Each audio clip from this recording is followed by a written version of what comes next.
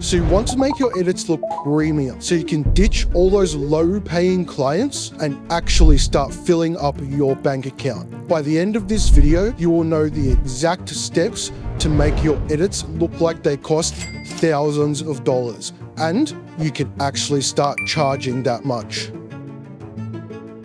Making an edit look premium isn't about using a ton of fancy effects. More often than not, that will make your edits look cheap and tacky. You're tacky and I hate you. The best editors know that less truly is more, but this saying can easily be misunderstood. Many would take this as meaning it takes less effort.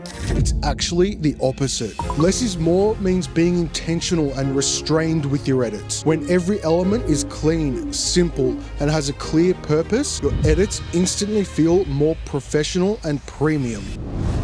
We're going to use the hook to this video as an example. And if you want to see exactly how this hook was made, I'm giving away the project file for free on my website. All you have to do is create a free account and you get access to every single free download I give away. Fonts. The style of font you choose is incredibly important. Choose wrong and you could ruin the whole look of your video. The font I use here is SF Pro. This is the same font that Apple use, who are synonymous with expensive and premium. Here are some other fonts you can use depending on the style of your video. But leaving your font plain black can be a bit boring, so let's fix that. Create a new node tree for the text. Add a new background node in front of the text node in this node tree. Next, change the background node to gradient and choose the colors you want. I've taken colors from this iPhone background, so the gradient goes from a nice orange into purple. Change the operator mode of the merge from over to in. This uses the nodes before it as a mask, so the background node only shows inside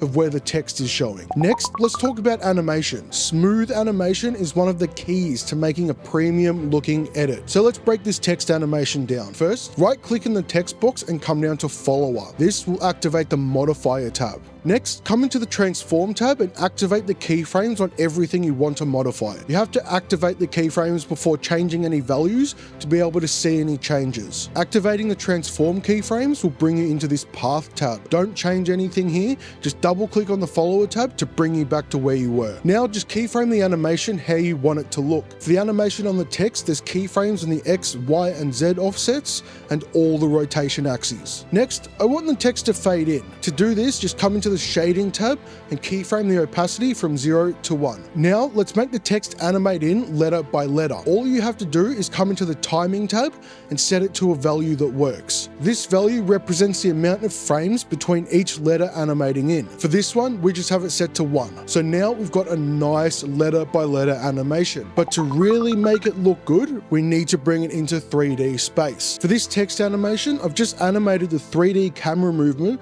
to rotate and push in as the text pops up. Now for the final touches of this animation, we just have to smooth out all the keyframes. All you do here is select all the nodes that have keyframes on them. Click into the spline editor, hit Ctrl A to select everything and press S to smooth out the keyframes. Then press T to bring up the ease in and ease out settings. Set the ease in to around 60 or 70 and the ease out to about 50.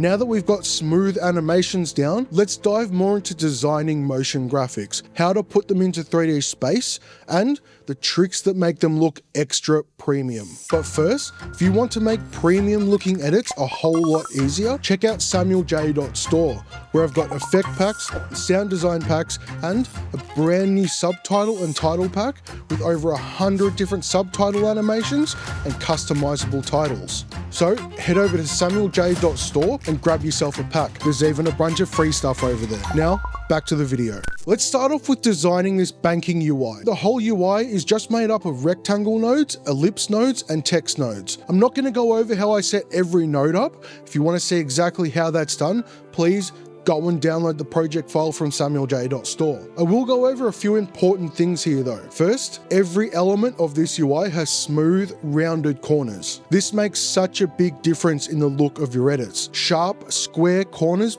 just look terrible. Now, let's look at this counter animation. This is super easy to set up. On this text node, just come up to this little blank space, right click and go edit controls. We're going to rename this and just call it counter. And keep it on the number page. Then we just put this into text. Next, click integer. This integer box just makes it so it's always whole numbers. There's no decimals. In the range, we'll go from 0 to 50,000. And then in the allowed, we'll do the same, 0 to 50,000. We'll make it a slider control, and then that is everything. Hit OK. So now you can see we have this little counter control at the bottom, but it doesn't do anything yet. To make this work, we need to add an expression. To add an expression, right click on the text box, come all the way down to the bottom to expression. And then I've just left the expression we're going to use in the description. Just copy and paste this into the expression box. There's a few things you have to be wary of to make sure this expression looks right and works properly. First, see where it says prefix. This is where you would type in whatever you want to show up before the numbers. So in my case, it's a $sign. If you want something to show up after the numbers, it's in this suffix section. The thousands separator is where the commas show up. You can change this to any symbol you want, or just delete it if you don't want any symbols there. And then the last thing you have to be really wary of is this setup end number. Where it says counter here, this needs to be exactly the same as the name of your counter control. You can see, even if I just change this to a capital C, now my counter doesn't work at all. But if I come back in and put it back to a lowercase c, now the counter works properly. Now you can just keyframe this to count up or down however you like. Then we just add a soft glow to this text node to make it pop a bit more. Now we put this UI into a 3D scene. To do this, all we need is a 3D camera node, some 3D merge nodes, some image plane 3D nodes, and a 3D renderer. These are all the nodes you need to build out a basic 3D scene. But we want to make this look extra premium. And the thing that does that is lighting. Think about it like this. If you were filming a shot with a camera, you'd want the scene to be lit properly. The same thing goes with 3D scenes. Before adding any lights, you have to do a few things. First, you have to make sure all of your assets are pulled out from the background. This will ensure that the lights will cast a shadow and you get some of that parallax effect as the camera moves through the scene. Then you just have to turn on lighting and shadows in the renderer node. There's two different types of lights we'll be using. The first is an ambient light. This just lights the whole scene, but the real source comes with the spotlights. These are what create all the shadows and give the whole scene a way more expensive look. You can move and angle the spotlights around the scene until you get the look that you want. You can see here how much of a difference there is between a scene with and without lighting. But what if there's part of your scene that you don't want to be affected by the lighting? Well, the easiest way to do that is to create a whole new 3D scene within the same comp. In this new scene, make sure lighting and shadows are deselected in the renderer node. Then plug the same 3D camera from your first scene into this scene. This way you can have two separate scenes be part of the same animation. The best way to set this up is to first position all of your assets in the first scene, then move everything you don't want to be affected by the lighting into the new scene. This just makes it a lot easier to make sure everything is in the right spot for the animation. The final thing you want to do in your 3D scenes to make them look extra expensive is turn on motion blur. You can keep this on 2 or turn it all the way up to 10. Just know that at 10, it's going to take a lot more processing power. Now that you know how to make premium 3D scenes, let me show you how to make some more expensive looking assets, like this notification box. Start off with a background node that's colored gray. Then plug in a rectangle node that's shaped like the notification box with nice rounded corners. The best way to get this shape is to use your actual phone notifications as reference. Next, add in a soft glow and just leave it on the stock settings. But we're not going to use this glow as a glow. Let me show you what I mean. Copy and paste this rectangle node and plug it into the soft glow. This makes it so the glow only shows inside this rectangle. Now you can see this has created a gradient from the center pushing out, which gives the rectangle a shadow and a slight 3D look. This is why I use the gray color on the background node, because as the glow becomes more transparent from the center out, more of that gray background is bleeding through, which is creating that nice soft shadow. If you want a darker shadow,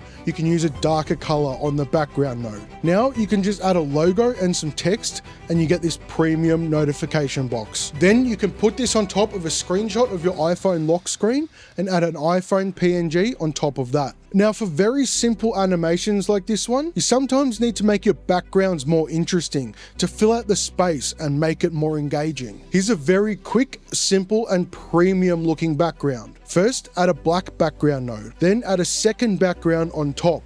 I'm using a dark purple color to match the rest of my edit. Then plug an ellipse node into the purple background node. Make this ellipse bigger and bring the soft edge right up to create a vignette. Then add this floating dust overlay on top and set the merge node to screen. Finally, bring all your 3D assets into 3D space and add a spotlight. The lighting gives the scene just that bit of extra spice and creates shadows to help separate the animation from the background. Now, there's one final step to really make your edits look and feel premium: sound design. So, click right here to learn everything you need to know about creating some of the best sound design in the game.